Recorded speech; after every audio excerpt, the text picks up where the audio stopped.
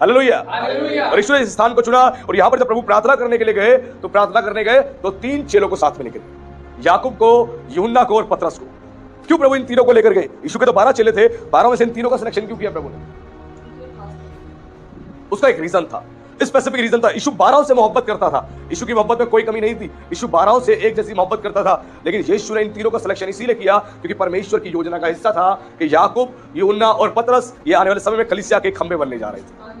और early church father बताते हैं, अर्ली चर्च के लेख बताते हैं कि ये तीनों जो थे ये कलीसिया के खंबे माने जाते थे। याकूब, यूहन्ना, पतरस ये कलीसिया के खंबे माने जाते थे, खंबे।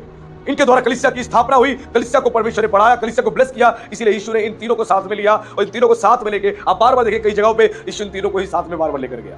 पहाड़ में जब गया प्रार्थना करने के लिए, यीशु का रूपांतरण जब देखा गया तो ये तीनों साथ में थे। गसमनी के बगीचे में फिर से ये तीनों साथ में थे।